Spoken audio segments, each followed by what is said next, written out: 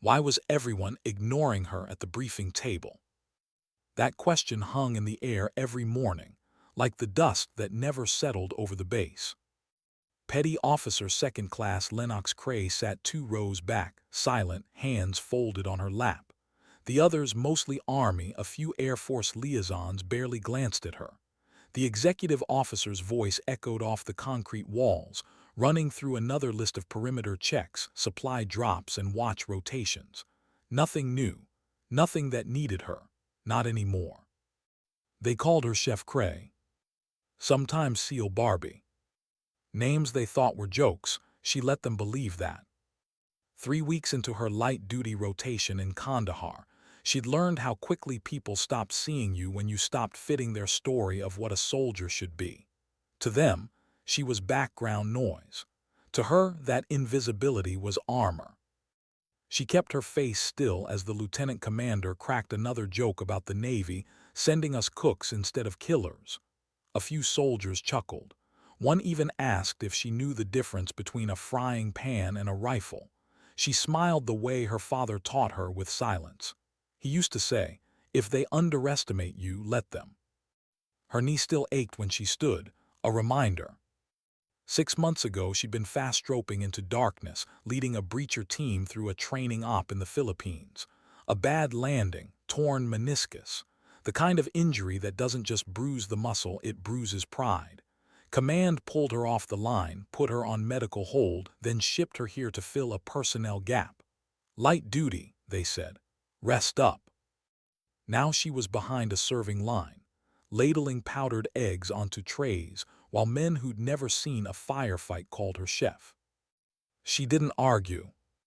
That was the thing about being underestimated. It gave you space to observe. The FOB Forward Operating Base Howie Mad was a beige scar in the middle of a nowhere desert west of Kandahar City. HESCO barriers wrapped it in a jagged square, sandbags stacked like tired soldiers. The desert never slept here. It hummed. It buzzed. It pressed heat into everything, even at night. Dust got in your lungs, your eyes, your skin. The chow hall smelled like bleach and boredom. She moved through it like a ghost. In another life, Lennox Cray might have been invisible by choice, the quiet girl who never started fights but finished everyone that came to her door. She, grown up at the edge of 29 Palms, California, the daughter of a Marine Corps sniper and a combat nurse who survived Vietnam.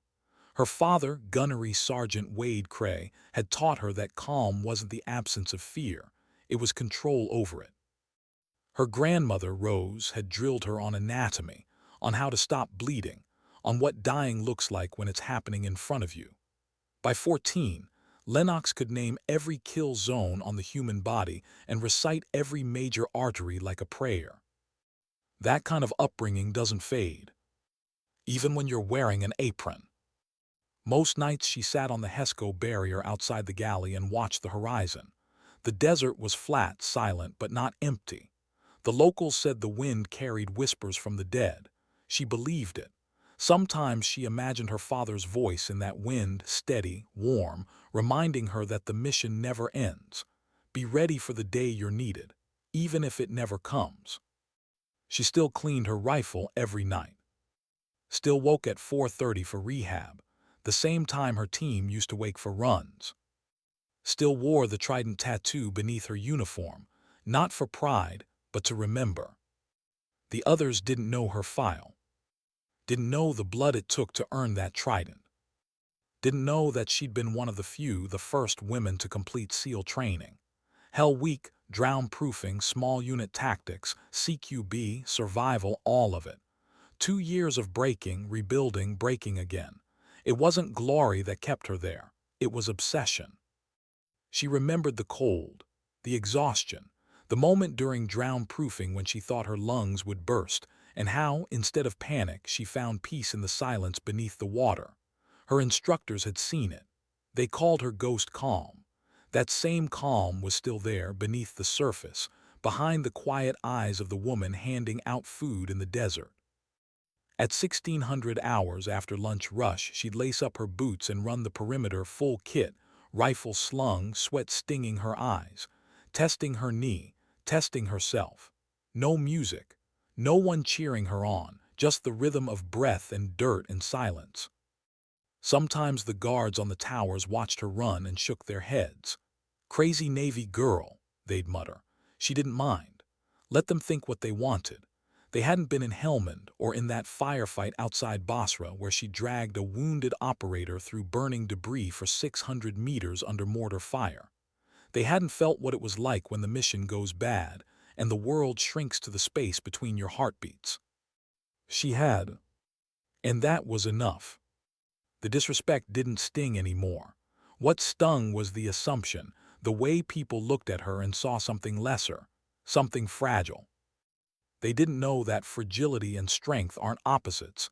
They're twins born from the same pain.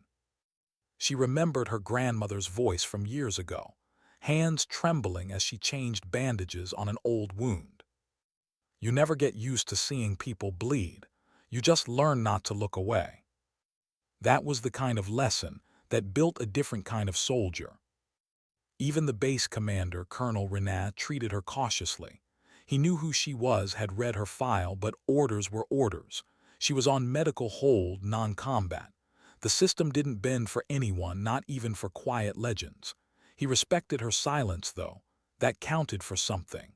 Once, after a patrol briefing, he lingered and said softly, "You miss it, don't you?" She only nodded. He didn't ask more. Every day blended into the next: heat, sweat, the metallic taste of dust. She served food, cleaned up after jokes, and waited. But under it all, she knew. That voice in her head, the one trained by 2 generations of warriors, kept whispering, "The moment always comes. And when it does, there's no time to remember who you are. You just act." She dreamt about it sometimes. The breach, the alarms, the chaos, not as nightmares but as rehearsals. So when it finally happened, she didn't freeze. 0:30. No moon, no warning. The explosion ripped through the southern perimeter like a heartbeat too close to the ear. The bunk shook, dust fell from the ceiling. For a split second there was stillness, then the gunfire. Lennox was on her feet before the second blast. Muscle memory took over. Gear on, plate carrier buckled, rifle in hand. She moved through the dark like she'd never left the line. Her breath was even, heart steady. The chow hall 30 meters from the blast site was already half collapsed. The smell of burning fuel and dust filled the air. She could hear the shouting, commands over the radio, panicked voices overlapping. 12 hostiles, breach at the south wall. The quick reaction force was pinned north, too far to reinforce. The base's defense was chaos, scattered personnel, a few engineers and clerks trying to find cover behind vehicles. No coordination, no command structure, just noise. She crouched behind a row of sandbags, eyes scanning. Night vision goggles down. The attackers were disciplined, moving in a staggered column, suppressive fire from the left while the others advanced in pairs. Professional, not random insurgents, maybe trained. Her thumb brushed the selector switch on her M4, safe, semi. She took a breath, control the moment, control the fear. The PKM machine gun rattled from outside the wire, long, sustained bursts pinning down the QRF. That was the pivot. That gun was the anchor of the assault. Take that out and everything changes. Her father's voice again, soft, somewhere in memory.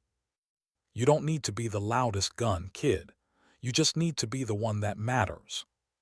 She dropped prone behind a generator casing, lined up her optic. The gunner was half exposed, reloading his belt feed. She slowed her breathing until her pulse disappeared from her scope. The world narrowed to a single, silent moment between heartbeats. 2 shots controlled clean. The gunner folded. Silence for half a second. Then panic. The rhythm of the enemy fire broke. She shifted position before they could locate her muzzle flash. Low, quiet, methodical, one movement at a time. Years of training, now automatic. She saw a fighter with an RPG breaking cover, sprinting toward the armory. Another breath. 2 more shots. Target down. Behind her, the defenders were regaining momentum, yelling, repositioning. The chaos started to bend back into order, but 4 insurgents had already made it inside the wire, flanking east toward the command post. Lennox moved through the galley, broken glass crunching beneath her boots. The air was thick with dust and smoke. She caught her reflection in a cracked metal tray, soot on her cheek, eyes calm. She barely recognized the woman staring back. No time to think. She emerged behind a row of tents, dropped to a knee, and took her next shot. One by one the shapes fell. 6 minutes since breach. 6 confirmed. The rest scattered. Then silence again. Only the sound of wind. And the slow return of her own breath. She waited, checked her corners, reloaded. Her hands didn't shake. In the distance she could hear the QRF closing in, clearing the breach. Someone shouted, "All clear." Someone else cried. Her base, was still standing. She exhaled, lowered her rifle, and looked at her hands. The same hands that had been serving food 12 hours ago. Now they smelled like cordite and steel. No one saw her immediately. No one knew who'd stopped the gunfire. But when Sergeant Kovach finally found her crouched behind the generator, still reloading, he stopped short. He didn't say anything for a long moment, just stared. "You hit?" he asked finally. She shook her head. He nodded once and walked away. That was enough. The alarms kept wailing. EOD teams moved in. The wounded were treated. 12 hostiles all neutralized. 3 defenders down but alive. No fatalities. Lennox walked back to the chow hall, sat down on a crate, and stared at her reflection in a steel ladle. The same calm. The same silence. She thought of her father, of her grandmother, of all the lessons that had led here. She'd never stopped being ready. She'd just been waiting for the world to remember. And as dawn broke over the desert, the sunlight turned the smoke gold. No applause, no ceremony, just quiet. Sometimes dignity doesn't speak. It simply acts. Why was it always quieter after the shooting stopped? The base had survived the night, but the silence that followed was heavier than the explosions had been. Smoke still lingered over the southern wall, thin, almost ghost-like, twisting through the morning light. It was strange, Lennox thought, how destruction always looked peaceful after sunrise. Like the desert forgave everything as long as the sun came up again. She hadn't slept. Didn't even try. They told her to rest, but she couldn't sit still. Every time she closed her eyes, she saw the muzzle flashes, the red-green blur of tracers cutting the air. Not as nightmares, just echoes. Familiar, controlled, clinical. Her training had worked. That's what unsettled her most. She hadn't hesitated, not once. She hadn't felt fear or rage or anything human enough to name. Just calm. That kind of calm scared her. She sat on the edge of her cot, M4 leaning against the wall, helmet beside her boots. The air smelled like disinfectant and cordite. She ran her fingers over the rifle's carbon scoring, tracing the streaks from the night's heat. A small tremor pulsed through her knee, not from injury, but from the body remembering what the mind refused to feel. Someone had brought her coffee, she didn't know who. It sat cold now, untouched. Outside, the sound of hammers, engineers rebuilding the section of HESCO that had been torn apart by the VBIED. Voices called out measurements. Sand shifted under boots. Life was moving forward already. That was the military secret, survival through motion. You didn't dwell, you rebuilt. But inside the galley, it was different. Everyone moved around her like she was radioactive. No one called her chef anymore. No one called her anything. They nodded stiffly, offered to take over shifts, avoided her eyes. The same soldiers who joked about her yesterday now whispered when she passed, like she was something new, something dangerous. She could feel it in the air, that uneasy reverence people have when they realize they've been standing next to a storm without knowing it. Kavech was the only one who said her name, once, quietly. When he came through the chow line that morning, he just looked at her, really looked, then nodded once and said, "Cray." That was all. But it was more than any apology could have been. Lennox didn't need their thanks. She needed something simpler, space to think. Because as the adrenaline faded, doubt crept in like a shadow. What if she'd hesitated? What if one of her shots had missed? What if the QRF hadn't made it in time? She'd been trained to live with questions like those, but training doesn't make them quieter. It just teaches you to carry them without breaking stride. By 900 hours, the investigation started, standard protocol after any engagement. CID officers moved through the wreckage with cameras and clipboards, cataloging shell casings, entry wounds, impact sites. They were efficient, detached, as if death were just another logistical problem to be solved. Lennox respected that. Detachment kept you honest. They took her statement around noon. The investigator, a young Navy lieutenant with clean boots, looked nervous. He asked her to recount the sequence of fire, approximate distances, estimated enemy count. She spoke calmly, clinically. No emotion, just the facts. Her tone made him uneasy. When she finished, he glanced up from his clipboard and asked, almost hesitantly, "How did you stay so calm?" She shrugged, "Training." He nodded, scribbled something, then muttered, "Good shooting."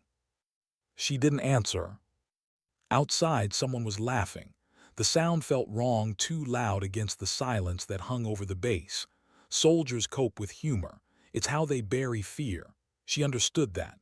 But the laughter cut through her, sharp and foreign.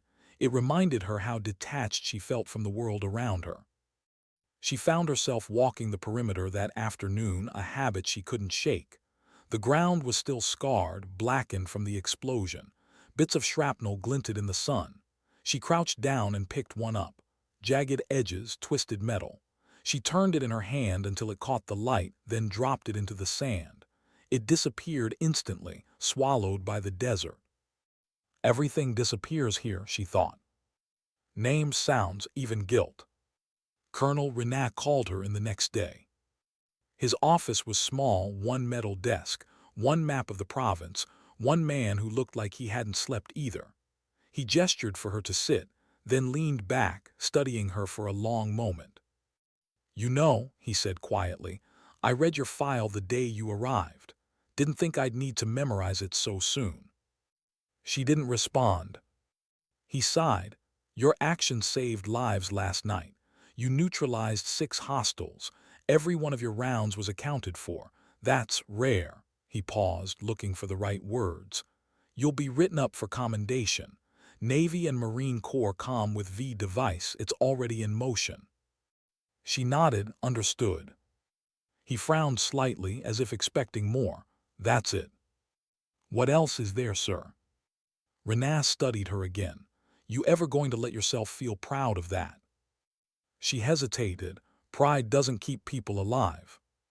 He smiled faintly. "No, but it keeps them human." That line stayed with her long after she left his office. That night she went back to her cot and stared at the ceiling. The base generators hummed through the thin walls, steady and rhythmic. Somewhere, a medic snored. Somewhere else, a radio crackled. She thought about Renat's words about pride, humanity, the thin thread between them. She'd never felt like either belonged to her. Not really. Pride was for people who needed others to see them. Humanity for people who could afford to stop feeling like soldiers. What she felt wasn't pride. It was confirmation. The kind that comes when your purpose proves itself under fire. But there was something else too, something she didn't want to name. Guilt. Not for what she'd done, but for how easily she'd done it. The face of the PKM gunner flickered in her mind, not in guilt but recognition. He'd been disciplined, focused, a mirror almost, different uniform, same calm. She wondered if he'd felt it too, that strange silence before death. She wondered if anyone ever does. Days passed, the base rebuilt. The desert went back to pretending nothing had happened.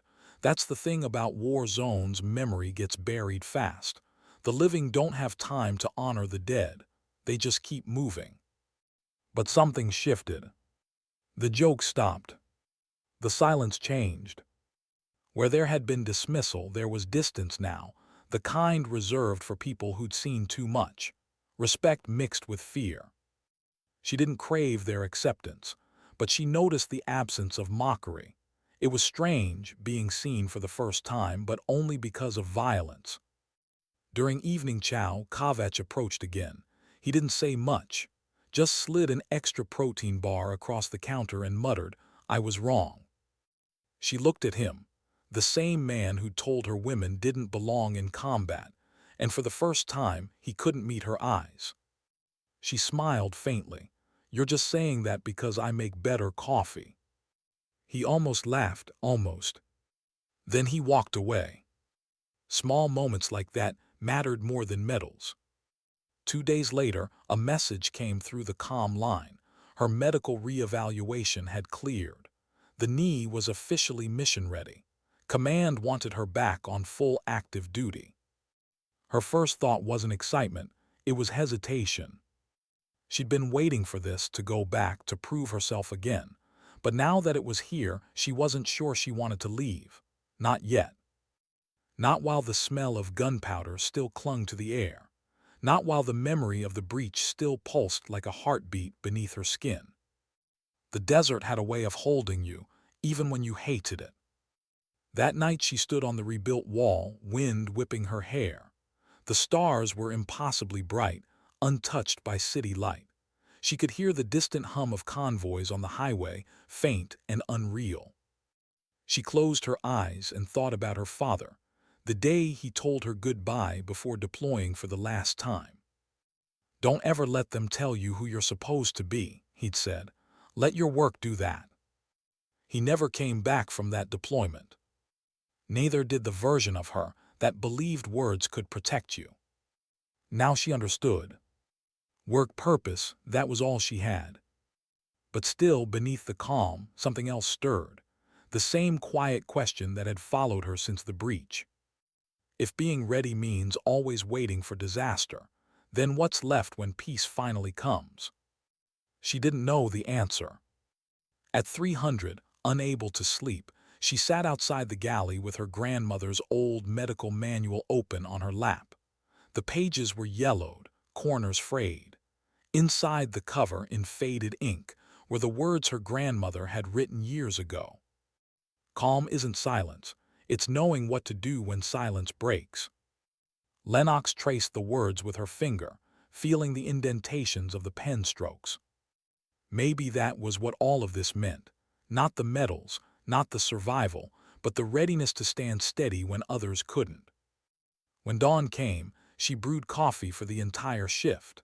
The same soldiers who once joked now waited quietly, letting her pour. No words, just nods.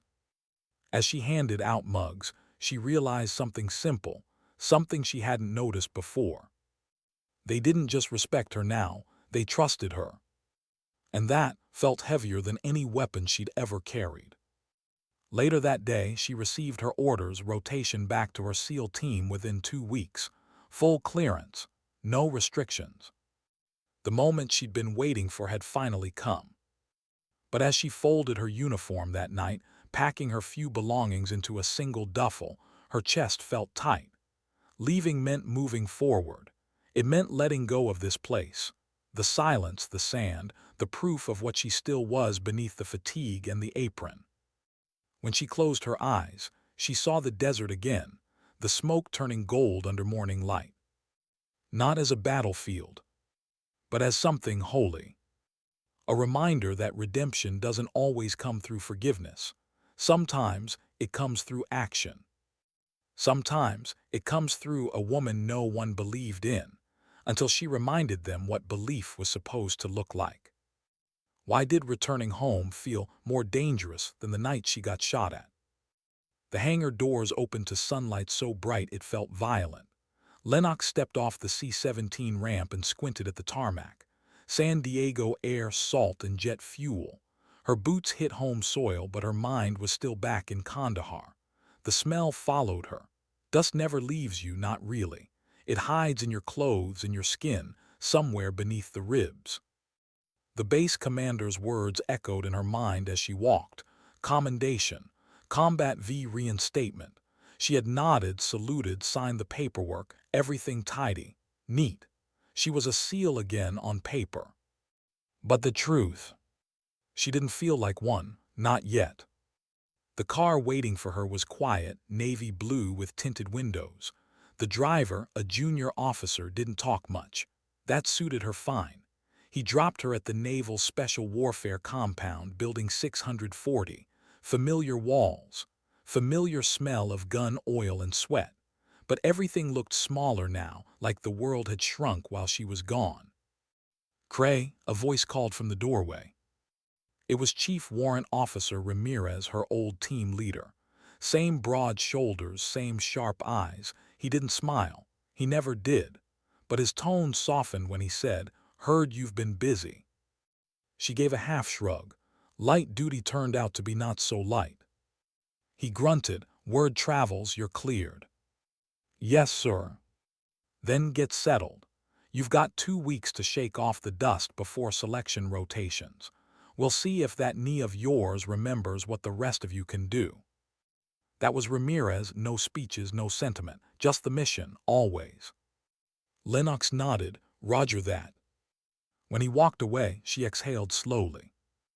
The base was alive with rhythm, distant gunfire from the range, choppers thundering low, instructors barking commands. It should have felt like coming home. Instead, it felt like walking into a museum of her old self. The barracks were as she remembered. White walls, metal bunks, that faint antiseptic smell that tried and failed to hide the sweat of 100 warriors. She dropped her duffel on the floor, sat down on the edge of the bunk, and waited for the noise to become familiar again. But it didn't.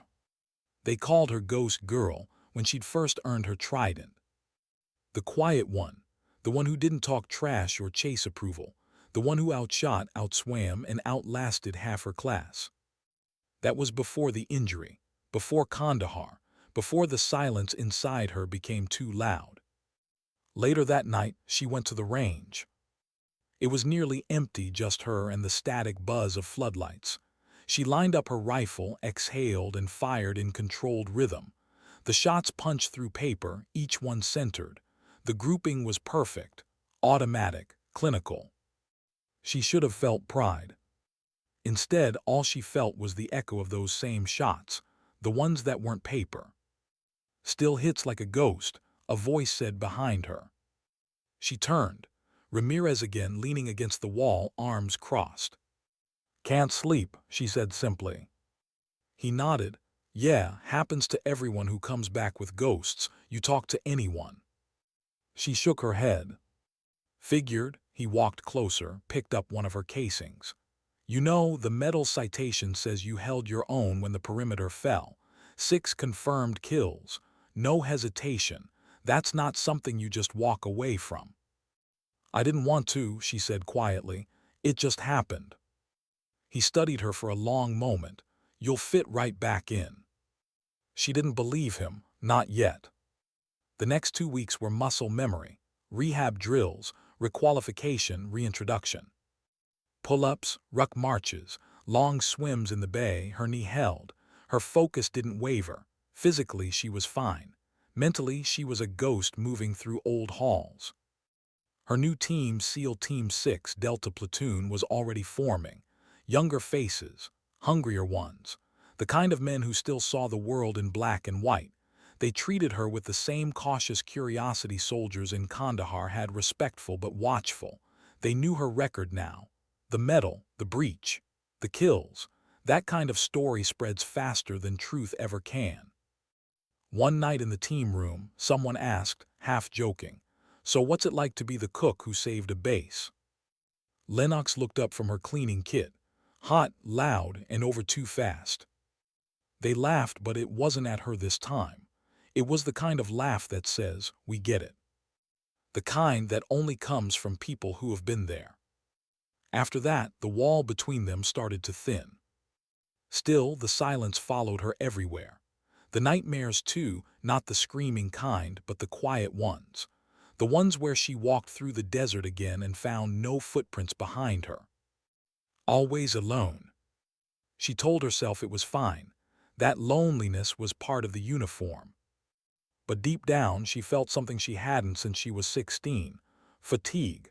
Not the kind sleep fixes, the kind that sits in your bones. On her off day, she went to visit the memorial wall. Every SEAL who died in service, etched in black stone. Hundreds of names. Thousands of echoes. Her father's name wasn't there, different branch, but she still traced the stone with her fingers like it was a prayer. Most people come here looking for peace, a voice said beside her. It was an older man, another SEAL retired, judging by the worn ball cap. You look like you're here looking for permission. Lennox blinked. Permission for what? To move on, he said, then smiled faintly. We all come here for that eventually. He walked away before she could answer. She stood there a long time, hand pressed to the cool granite, thinking about Kandahar, about her father, about the word ready. Ready for what? For another fight. For the next moment to prove herself. Or ready to admit that maybe she'd already done enough. That question haunted her more than any dream. 2 weeks later, deployment orders came through. Joint tasking, classified theater. Her team would rotate out within 48 hours. She felt it in her chest, that old rhythm, that pulse of movement, that instinct that never dies. The flight over was long and silent. Ramirez sat across from her, eyes closed, resting the way only seasoned operators could. The younger ones joked quietly, checked gear, wrote last-minute messages home. Lennox stared at her hands, flexing her fingers. They looked steady again. She thought of the desert, the smell of dust, the sound of Kavech saying nothing at all. And she wondered, not for the first time, if maybe her entire life was just a cycle of silence between moments of violence. When they landed, the air was heavy with humidity, not sand this time, but jungle. Different war, same ghosts. The mission brief was simple. Secure a high-value target believed to be coordinating arms through civilian fronts. Night insertion, low visibility, high risk of ambush. Nothing new, nothing cinematic. Just another necessary act in an endless chain of necessary acts. But for Lennox, it wasn't the danger that rattled her. It was how calm she felt preparing for it. Ramirez watched her from across the prep room. You good? She nodded, always.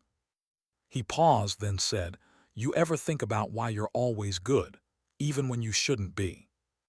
She looked at him, confused. He smirked. It's not natural, Cray, being calm in the storm. It's trained into us. But training doesn't teach us what to do after. That word, after, hung between them. The mission went flawlessly, extraction on time, no casualties, one target captured. She moved like she always had, quiet, efficient, lethal when she had to be. Her knee held. Her trigger discipline was surgical. The younger SEALs followed her lead without question. She earned their respect the hard way, through results. But when they returned to base, medals and debriefs meant nothing. Because that night, as she sat alone cleaning her rifle, her reflection stared back from the steel. Calm eyes, steady hands, but no warmth left behind them. She whispered to herself, you don't get to be proud of efficiency. She wasn't breaking down, she wasn't losing it. She was just empty. The quiet kind of broken. Days turned to weeks, missions blurred together. Each success felt more like survival than victory. Until one operation, a hostage recovery, changed the rhythm again. Lennox was overwatch, high ridge, 2 clicks out. Wind mild, visibility good. Then something unexpected, civilians in the compound, children. The team below called in, unclear engagement. Command wanted to go. We can't risk extraction failure. She froze. Every instinct screamed take the shot. The window, the target, clear line of sight. But behind that target, through the scope, she saw movement, small, slow, innocent. She blinked. A girl, maybe 6, hiding behind a curtain. Her finger hovered over the trigger. Her pulse stopped.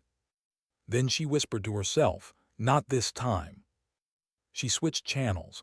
Negative shot, civilians in proximity, hold fire. Ramirez's voice came back low, steady. "Copy that, Ghost, adjusting approach." The team repositioned, breached through another angle, extraction clean, no civilian harm. When they regrouped, Ramirez looked at her across the transport. "You hesitated." "I decided," she said. He nodded. "Good, don't lose that." For the first time in months, she felt something move in her chest, not adrenaline, not discipline, something softer, human. Later, sitting alone under a tarpaulin, she wrote a message she'd never send to her father. "You said being ready meant being calm, but I think it means knowing when not to act, when to stop, when to choose something other than the mission." She folded the paper, tucked it into her chest pocket, and stared out at the dark. Sometimes the mission isn't about who you fight.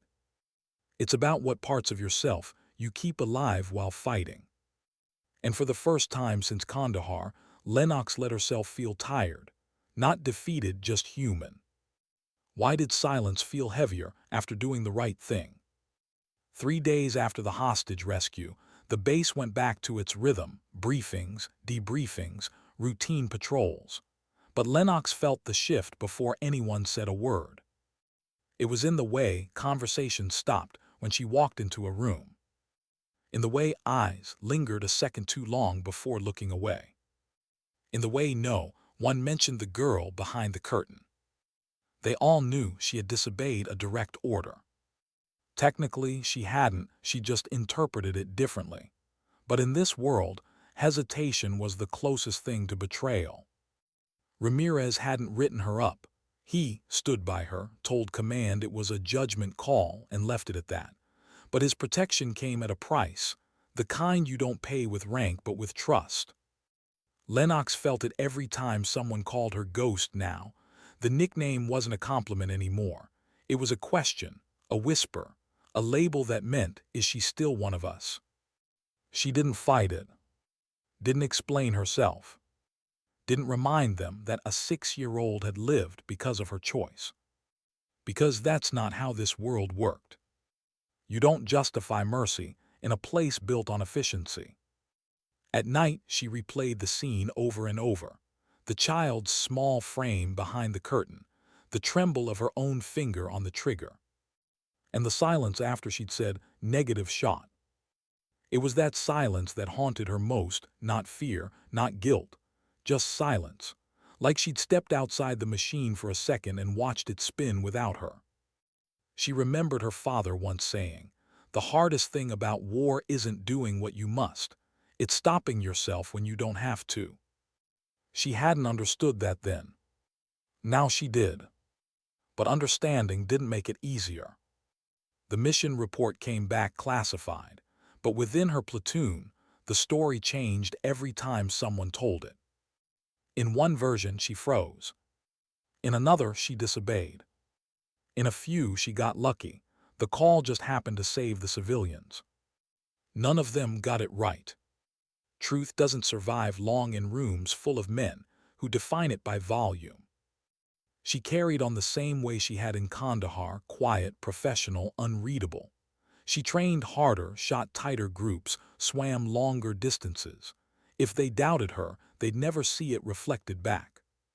But one afternoon, during a live-fire exercise, the cracks finally showed. She was on Overwatch again, simulating cover fire for an assault team. Her shots were precise, until her spotter, a young operator named Hayes, called for an aggressive target transition drill. "Faster, Cray, don't think, shoot." His tone was more taunt than instruction. She ignored it once. He said it again, louder. And something in her snapped.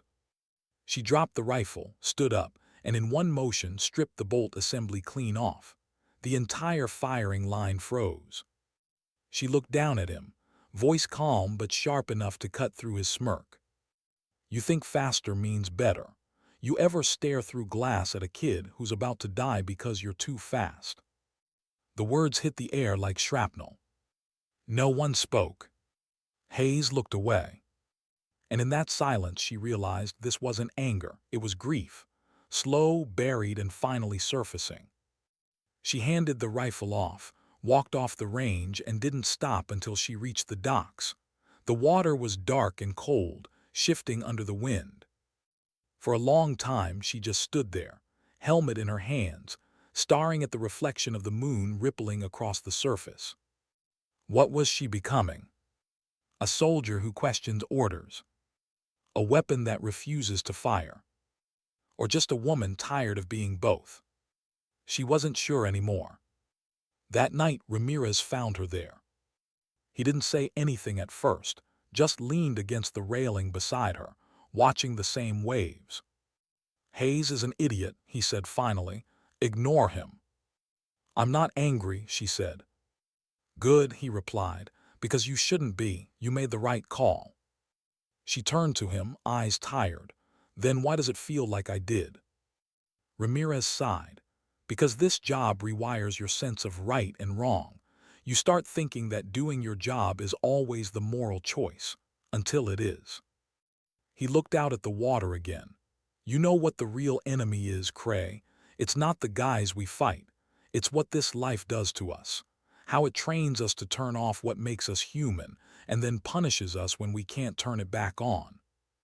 She didn't answer. Didn't trust her voice. He finally turned to her. You saved lives that day. That's not weakness. That's strength most people can't handle. Then he walked away, leaving her with the echo of the waves and a truth she wasn't ready to carry. Weeks later, new orders came through. Another mission. Another chance to prove herself or redeem herself, depending on who you asked. This time it wasn't capture or kill. It was defense. Protect a local village used as cover for a humanitarian corridor. Simple on paper, but nothing in-country was ever simple. They arrived under cover of night, 6 SEALs, and a small detachment of Marines. The village was nothing more than a cluster of clay huts surrounded by fields and rock. Families huddled inside, watching the foreign soldiers with a mix of hope and fear. Lennox was assigned as Overwatch again.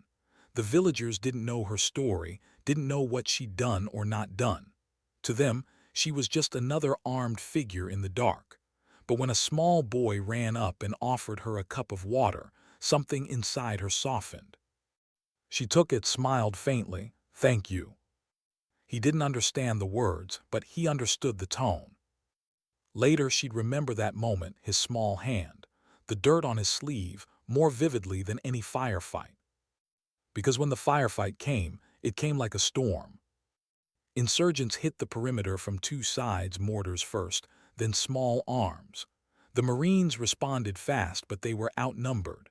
Lennox moved instinctively, calm, precise, methodical. She relayed coordinates, called in suppressive fire, picked targets one by one.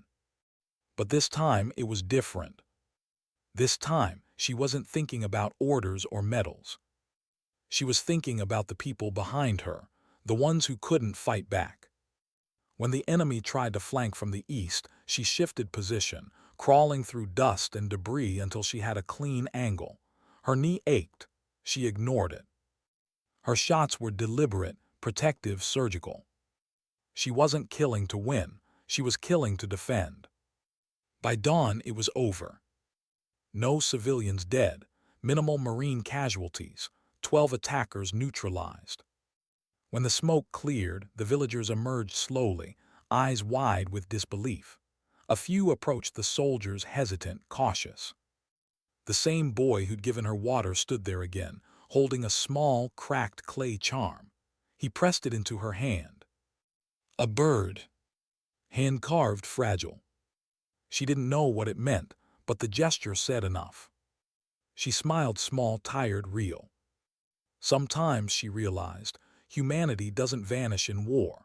It hides waiting for you to look hard enough to find it. Back at base, the after-action report painted her as exceptional again. Controlled, professional, efficient. The kind of soldier they wrote recruiting speeches about. But inside, she felt something shifting again, something dangerous and fragile. A seed of doubt or maybe clarity. Because for all the commendations and clean reports, she couldn't shake the thought that maybe she wasn't fighting for the same reasons as before. Maybe she wasn't fighting for the mission anymore. Maybe she was fighting to remember herself. She started writing again. Not letters, just fragments. Sentences scribbled in a small notebook she kept tucked inside her vest. If calm is survival, compassion is rebellion. I think Grandma would have understood that. I don't know if Dad would have.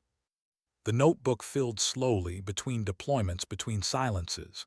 She never showed it to anyone, but writing it made the noise quieter. Then one night, Ramirez stopped by her bunk after a briefing. He held out a folded paper transfer request, stamped and approved. "Command wants you to train recruits," he said.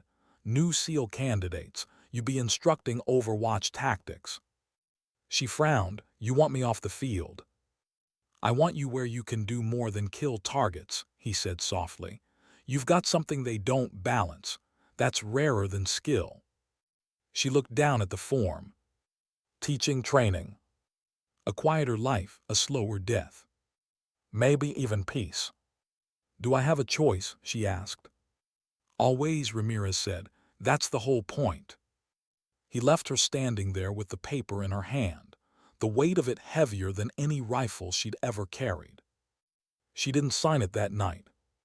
Didn't sleep either. Instead, she walked outside, past the barracks, past the range, until she reached the water again. The tide was high, moonlight rippling across it. She knelt down, pulled the clay bird from her pocket and set it on the concrete beside her. "Maybe this is what balance looks like," she whispered. "Something fragile that still survives." For a long time, she just watched the horizon, waiting for the first hint of dawn. The war wasn't over. Not the one outside, and not the one inside her.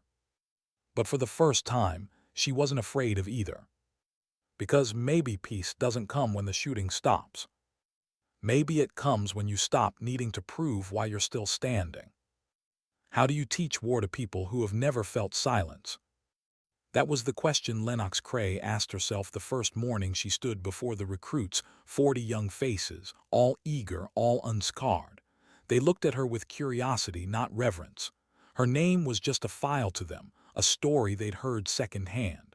The cook who shot 12 men in the dark. It didn't sound real when someone else said it. It barely sounded real to her anymore.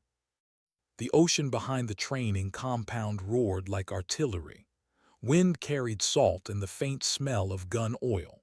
She stood with her hands clasped behind her back, eyes scanning the line, seeing not who they were, but who they might become. "Morning candidates," she said.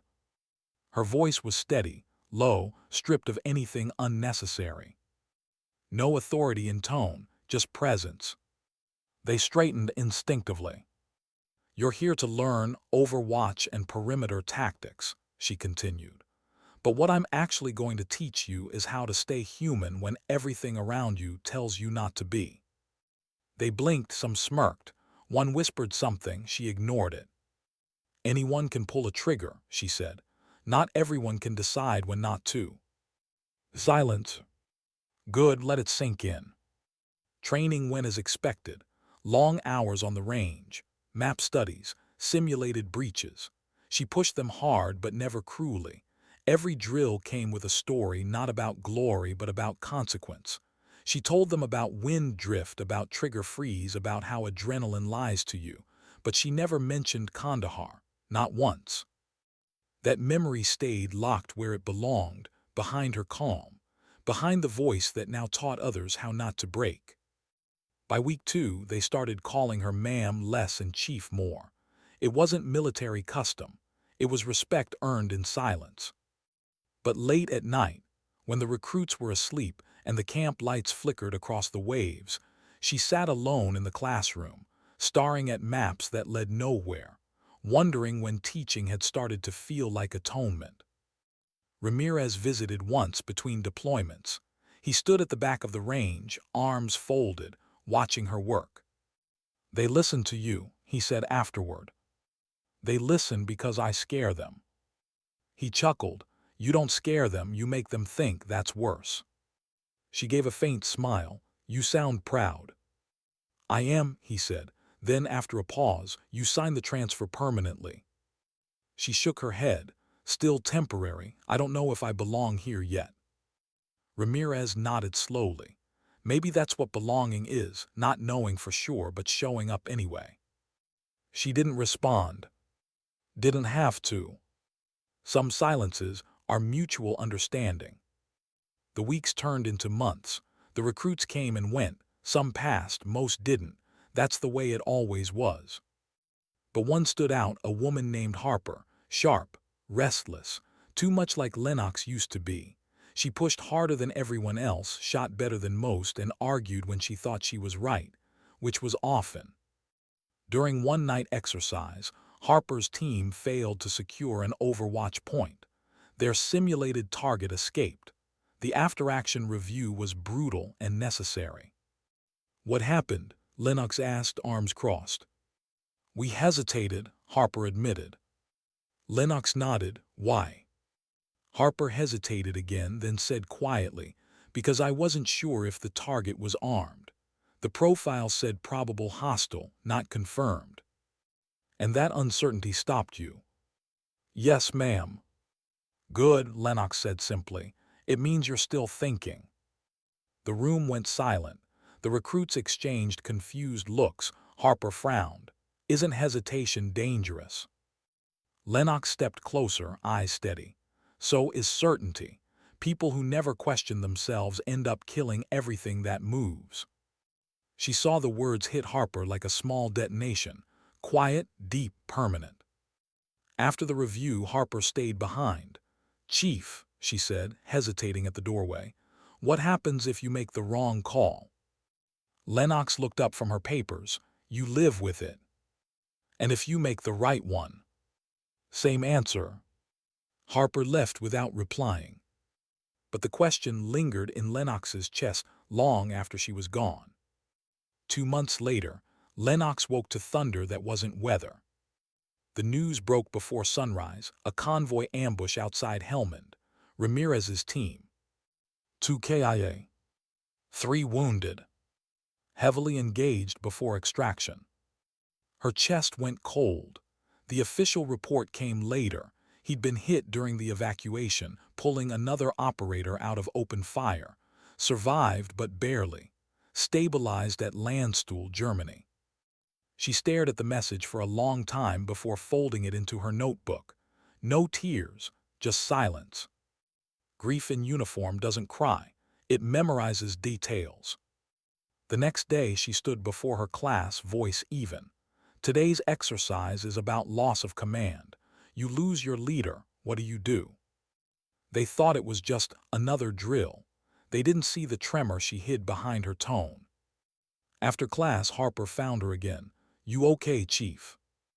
Lennox didn't answer right away. Then she said quietly, "A good man in the hospital because he remembered who he was." Harper frowned. "You mean he saved someone?" "I mean he didn't forget he was human." "It wasn't the kind of thing you explained." Harper nodded anyway.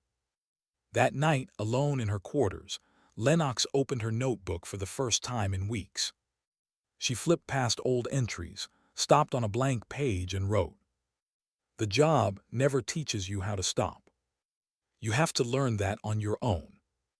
Then she closed it and sat in the dark, listening to the waves crash against the shore. Each one sounded like the past trying to reach her and failing. Months passed. Ramirez recovered slowly. Harper graduated top of her class. The Navy offered Lennox a permanent training command. She turned it down. Because somewhere between lectures and live fires, she realized she wasn't done yet. Not with the work, not with herself. Teaching had healed part of her, but not all. There was still a piece missing, something she'd left in the sand of Kandahar, somewhere between the breach and the dawn. When the orders came again, a short-term advisory mission in Syria, she accepted. Not because she wanted to fight, but because she needed to see if she could go back without losing what she'd found. Harper found her packing that night. "You're leaving." "Temporarily," Lennox said. "Someone has to keep the new advisors from getting themselves killed." Harper smirked. "So you're still saving people, just at higher altitude." Lennox smiled faintly, something like that. Before she left, Harper handed her something, a small, folded paper bird. "I made it in the craft shop," she said, embarrassed. "Thought maybe you'd appreciate it." Lennox turned it in her hand, the fragile shape catching the light. "You remembered." Harper nodded. "You told us once balance is fragile, but it still flies." Lennox felt something catch in her throat. "That I did." The plane ride overseas was quiet. She sat by the window, staring at clouds that looked like smoke. The air smelled like recycled metal and coffee. She thought about Ramirez, about Harper, about the recruits who would grow into soldiers who might never understand what it truly costs to stay human. But that was okay. They didn't have to understand yet. They just had to remember that someone tried to teach them. When the plane landed, the heat hit her like an old memory. The same dryness, the same weight of air. Different country, same sky. The camp was smaller than Kandahar had been, barely 50 personnel. Dust blew through the tents like ghosts looking for names. She set her gear down in the corner, stretched her knee, and looked out at the fatting horizon. One of the younger soldiers noticed her arrival. "Ma'am, they said you're a SEAL. Thought you guys didn't do desk work." She smiled. "Neither do I." He grinned nervously. "Welcome to Syria."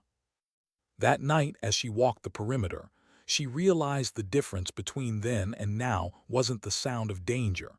It was the sound of herself. Back in Kandahar, she'd been waiting for something to happen.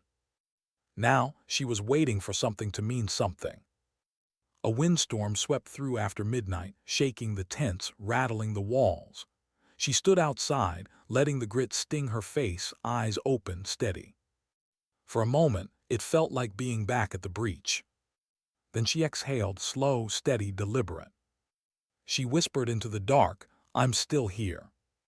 And the wind seemed to whisper back, "We know." She started training the local defense units the next day.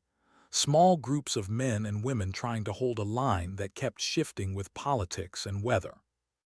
They weren't soldiers, not really, but they learned and they listened. One evening, after a long patrol, one of them, a woman named Noor, asked her a question. "You've fought many wars.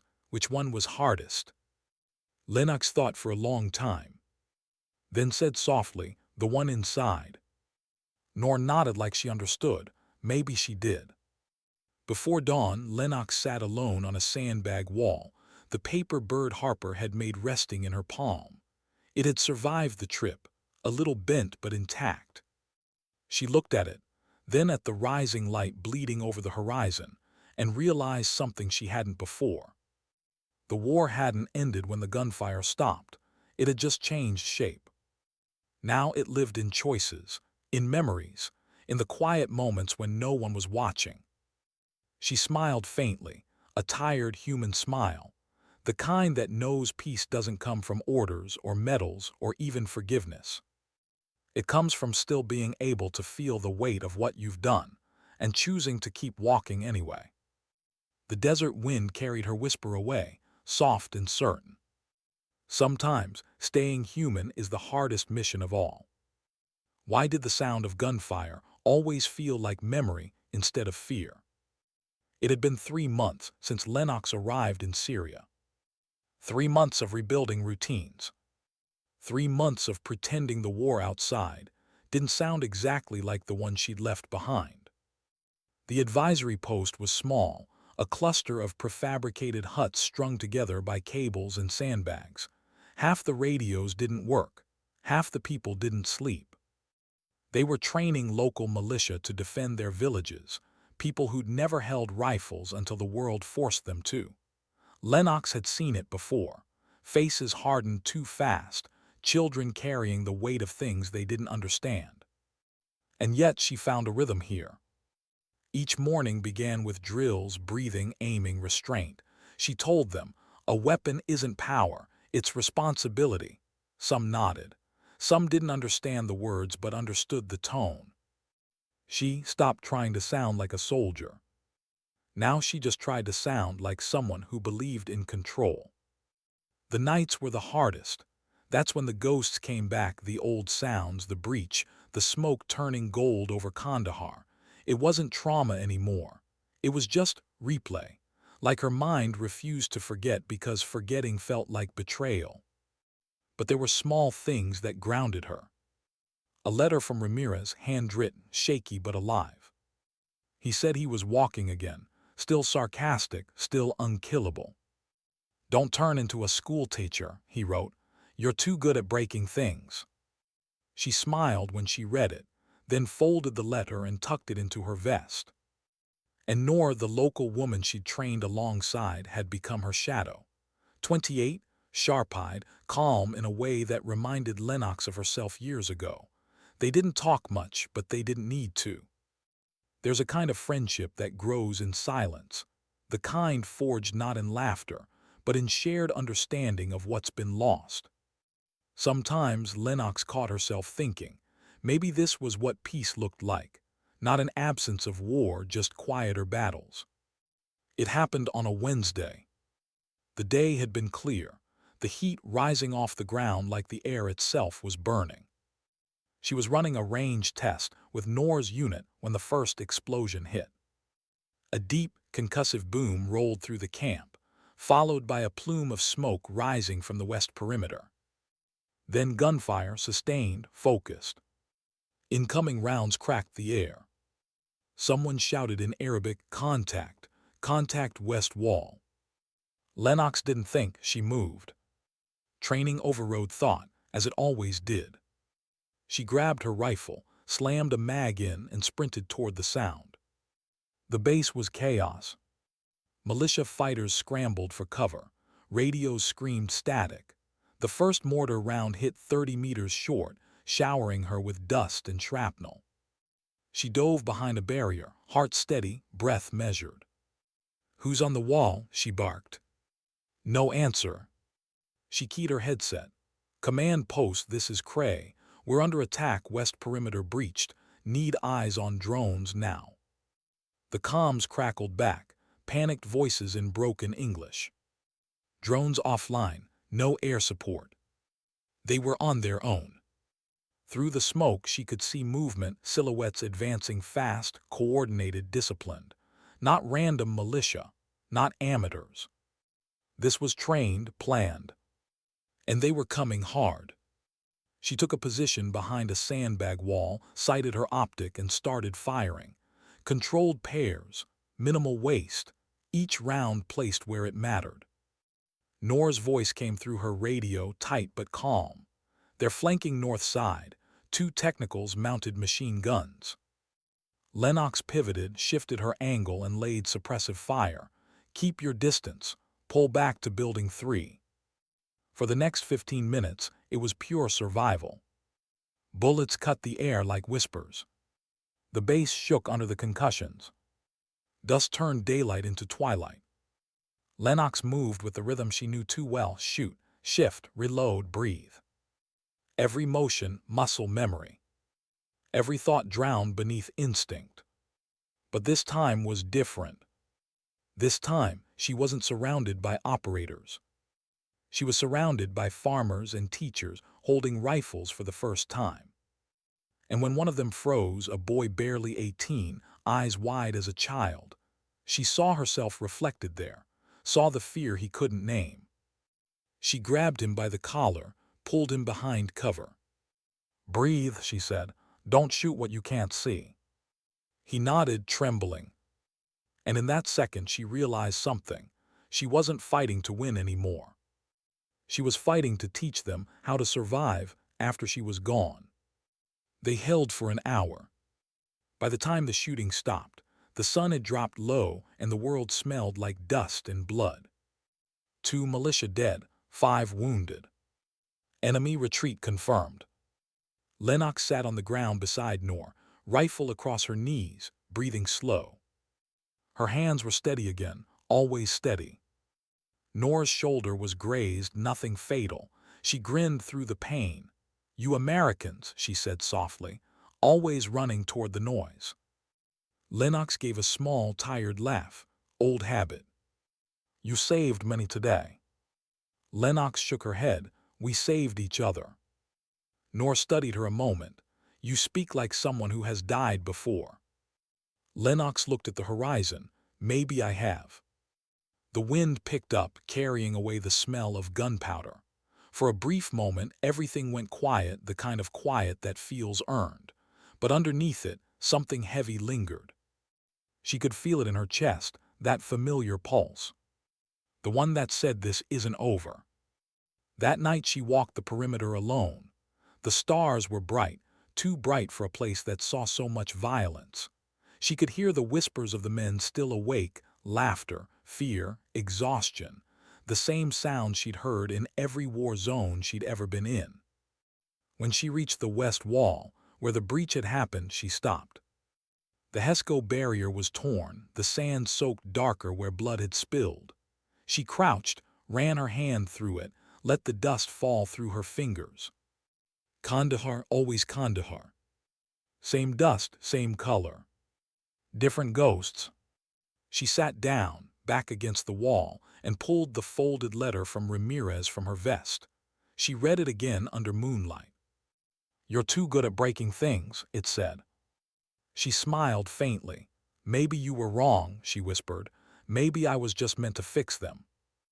A sound behind her, soft footsteps. Nor stood there holding a lantern. "You don't sleep." "Never did," Lennox said. "Because of guilt. Because of memory." Nor nodded, sat beside her. For a while they didn't speak, just watched the light flicker across the wall. Then Nor said quietly, "When I was a child, soldiers came to our village. I hid under a bed. My mother said silence would save us. She was right. Sometimes silence is the only weapon you have." Lennox looked at her. "You learned the hardest lesson early." "And you?" "I'm still learning it." The 2 women sat there until the lantern burned low. When it finally went out, neither moved. In the dark, the desert hummed again, low, endless, like a heartbeat that didn't belong to either of them. Morning came with new orders. Intel confirmed the attackers were a remnant cell of a regional militia.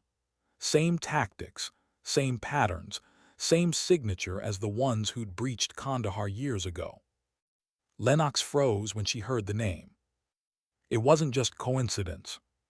It was full circle. Nor caught her expression. "You know them." Lennox nodded slowly. "I've met their work before." That night, when the wind carried distant echoes of gunfire from the hills, she didn't flinch. She knew what was coming. And for the first time since arriving, she wasn't afraid. Because some wars don't end until you face the thing that started them. She spent the next day preparing, double-checking weapons, training her small team, reinforcing weak points in the wall. No command support, no air cover. Just them. Nor watched her move with quiet awe. "You've done this before." Lennox smiled faintly. "Too many times." "You think they'll come back?" "They always do." Nor hesitated. "Then we'll be ready." Lennox nodded, feeling the same strange calm she'd felt in Kandahar, the calm before clarity. That night, as she sat cleaning her rifle under the stars, she opened her notebook again. The pages were almost full now. She wrote, "If the same ghosts come back, maybe it's not to haunt us. Maybe it's to ask if we've learned anything." She closed it and looked at the horizon. In the distance, faint flashes of light flickered, maybe lightning, maybe something else. She didn't move, didn't reach for her weapon. She just whispered into the wind, "Come if you must." Because this time, she wasn't the cook waiting to prove herself. She wasn't the soldier trying to be perfect. She wasn't the ghost of Kandahar. She was something else now. A balance between all of them. A woman who had learned that strength isn't the absence of fear. It's standing up when you already know what it's going to cost. And when the first echo of explosions rolled through the desert again, she rose to her feet, rifle steady, breath even. Not out of duty. Out of choice. Because some moments don't ask you to be ready. They ask you to remember who you've become. Why did the Second War feel quieter than the first? The desert was still, holding its breath. Somewhere beyond the hills, engines growled faint at first, then steady, the kind of sound that made the skin on your arms rise before your mind caught up. Lennox Cray stood on the wall, night vision goggles reflecting pale green across her face. The radio at her hip hissed static. No command contact. No backup. Just the soft wind scraping over sandbags. They were coming. She didn't need intel to know. She could feel it in her bones, that old vibration that lives in every soldier who's seen too much. The same group, the same insignia, the same pattern of movement as Kandahar. 12 fighters that time, more now. Different desert, same ghosts. She adjusted her optic, scanned the horizon. Movement, shadows breaking from the dark. No headlights, no chatter, professionals. Noor's voice came through her headset. West approach confirmed, 3 vehicles, heavy machine guns mounted. Copy, Lennox said softly. Wait for my signal. Understood. The militia fighters, her fighters, moved into position. Their breathing was loud in her earpiece. She could hear their fear. It wasn't weakness. It was honesty. The kind she remembered from her own first firefight before calm became armor. She exhaled. The sound disappeared into the night. When the first shot came, a distant pop, she didn't flinch. The bullet snapped overhead, hit the wall and hissed into sand. She keyed her radio, now. The base lit up. Muzzle flashes ripped through the dark. The returning fire was immediate, violent, desperate. The desert that had been silent for days erupted into thunder. Lennox moved along the wall, low and fast. Every motion clean, every command deliberate. Second position, suppress left flank. Noor, shift north. They're pushing your side. I see them, Noor's voice came back, controlled, strong. They won't get through. Lennox smiled faintly. She taught her well. Then a new sound, heavier, a mortar round whistling. Down, she shouted. The explosion hit 30 meters away. Shockwave first, then light, then dust so thick it swallowed the stars. Her ears rang, her shoulder burned. She blinked through it, forcing her vision to refocus. The wall was half gone, 2 fighters down, Noor calling for medics. Lennox crawled forward, dragging one of the wounded behind cover. His breath was wet, chest wound. She tore open his vest, pressed a field dressing tight. Stay with me, soldier. He coughed blood. They're not stopping. I know, she whispered. Neither are we. She keyed her headset again. Noor, how's your side? Pinned, Noor answered, breathless. They have snipers in the ravine. Lennox scanned the ridge. Their faint flicker, scope glint. She shouldered her rifle, steadied it against the wall, slowed her breathing until her heartbeat faded from her ears. One shot. The sniper dropped. Another flash, second shooter. 2 shots this time. Silence. She'd never lost that calm, the stillness that came before the trigger broke. But something inside her was different now. Before it had been instinct. Now it was choice. She moved again, shifting positions, reloading as she went. The militia followed her lead, steadying, adapting, learning. She saw it in their faces even through the chaos. They weren't panicking. They were trusting. That realization hit her harder than the blast had. They weren't just fighting because she told them to. They were fighting because she believed they could. That kind of faith changes people. even in war. 2 hours, that's how long the siege lasted. It felt like 2 lifetimes. When the final gunfire faded, the desert fell back into eerie quiet. Smoke drifted low across the sand. The horizon was bruised with dawn. The attackers were gone, retreating, dragging their wounded with them. The base still stood. Barely. Lennox limped along the wall, checking bodies, checking pulses, checking breath. Her hands were steady, but her heart was heavy. 3 dead, 5 wounded. And Nor was sitting against a sandbag, clutching her arm, blood seeping through the fabric. "Just a graze," she said when Lennox knelt beside her. "I've had worse." Lennox smiled faintly. "Liar." They both laughed, that strange, hollow laugh soldiers share when they realize they're still alive. Then Nor looked past her toward the rising sun. "They'll come again." Lennox followed her gaze. "Maybe, but they'll remember this." Nor's eyes softened. "You fight differently." "How so?" "You fight like you don't hate anyone." Lennox didn't answer right away. She looked at her hands, steady, calloused, unshaking. "Hate's easy," she said quietly. "It's focus that's hard." Nor nodded slowly. "You've found balance." "Some days," Lennox said. "Other days balance finds me." They sat there until the medics arrived, until the smoke turned silver under the sunrise, until the desert stopped looking like a battlefield and started looking like the world again. The days after were strange. The world moved, but Lennox didn't. Reports, casualty lists, logistics, all routine. But her mind kept drifting, not to Kandahar, not to the firefight, but to the faces of the people she'd trained. How calm they'd been under pressure. How no one had broken. They'd learned. That thought gave her peace, the quiet kind that doesn't need words. She spent the next week repairing the wall with the same hands that had defended it. Some of the men offered to help. She refused at first, then relented. She wasn't a commander here, she was one of them. They worked until their shadows stretched long. Dust coated their skin, their uniforms, their grief. When the wall stood again, Nor placed her hand against it and said, "Strong again." Lennox looked at the patchwork of fresh sandbags and blood-stained dirt. "Stronger," she corrected softly. That night, command finally broke radio silence. They congratulated her, commended her defense, mentioned another medal. She turned off the radio before they could finish.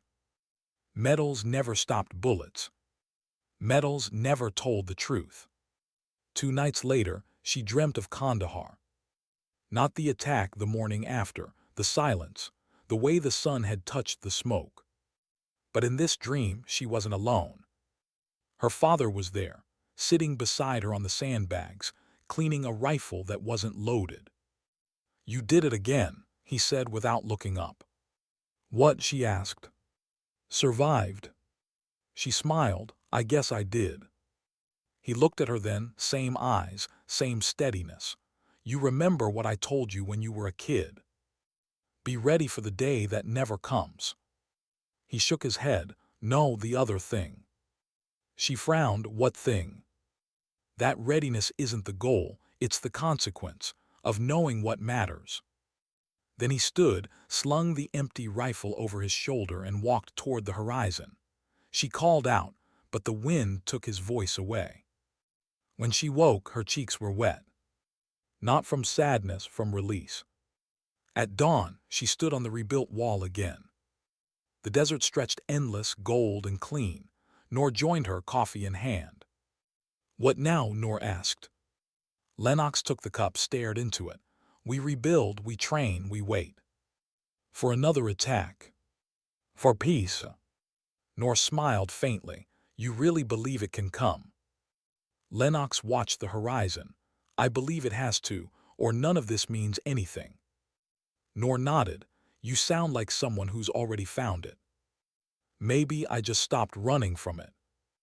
They stood in silence for a long time. The air was still. The smell of smoke had faded. The kind of stillness that only comes after surviving something that should have killed you. Later that day, she gathered the remaining militia and spoke. Not a speech, just words, honest, simple, tired. "You fought with courage," she said. "Not because you weren't afraid, but because you were and still fought. That's the only kind of bravery that matters. You don't need me to protect you anymore. You already know how." They stood there, silent, listening, understanding in ways that didn't need translation. Nor stepped forward. "Will you stay?" Lennox hesitated. "Maybe not forever." "Then where will you go?" She looked at the horizon again. "Wherever the silence leads." That evening, as the sun dipped low, she sat alone outside her tent. The world was orange, soft, forgiving. She opened her notebook, turned to the last page and wrote, "Maybe peace isn't something you earn. Maybe it's something you build one breath at a time, one decision at a time, one life saved instead of taken. Maybe balance isn't the end of war. Maybe it's learning to live inside it without losing yourself." She closed the notebook, slid it into her pocket, and looked at the small paper bird still perched on her table, a little crumpled from the journey, but still holding its shape. She thought of Harper, of Ramirez, of Noor, of every person who'd carried her story forward without even knowing it. And for the first time in years, she whispered something that wasn't a prayer or an order or a memory. "Thank you." The wind caught the words, carried them away. She let it, because not all words are meant to stay. Some are just meant to leave you lighter. That night when she finally lay down, she didn't reach for her rifle. She reached for the silence instead. And for once, it didn't feel like a threat. It felt like home.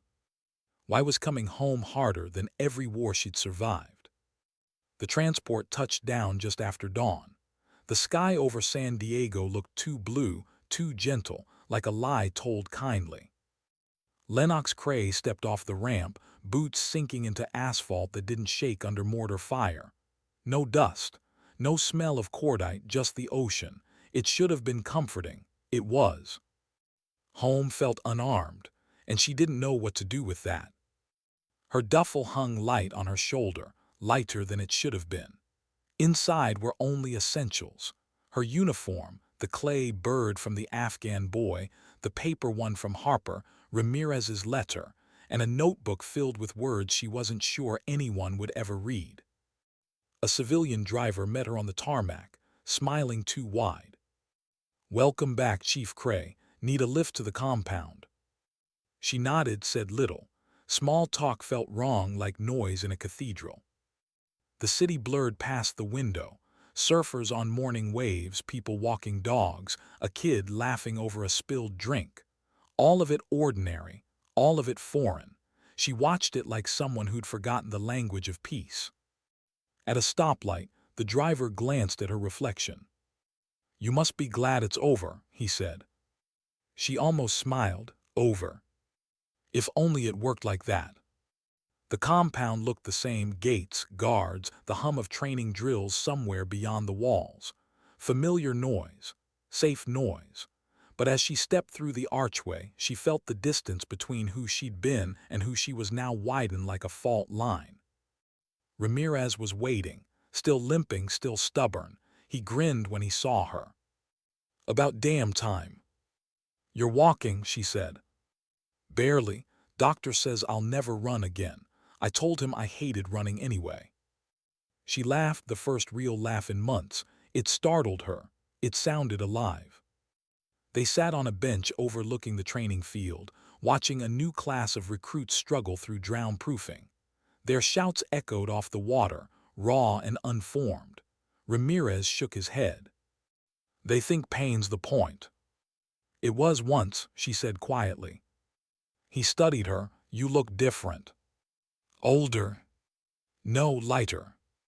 She nodded. "Maybe I finally learned to stop carrying what isn't mine." Ramirez smirked. "That a sermon, Cray?" "Maybe." They sat in companionable silence. The sun warmed the concrete. The shouts faded into the wind. Then Ramirez said softly, "You ever gonna tell me what happened out there?" She thought about the night in Syria, the gunfire, the wall, Noor's laugh through the smoke. "Nothing I haven't seen before," she said. Then, after a pause, "except me." Ramirez nodded slowly, as if that explained everything, and maybe it did. That evening, she walked the docks alone. The ocean moved beneath her like a slow heartbeat. Every ripple reflected a piece of light she didn't know she still had left. She leaned on the rail, breathing salt air, and thought about everyone who'd carried her story forward without knowing they were part of it. Harper, somewhere training with a new unit. Noor, still defending her village, probably with the same calm she'd learned under Lennox's watch. Ramirez, limping but laughing. Her father gone but never silent. Her grandmother, the ghost voice that still whispered, "Stay calm when everyone else panics."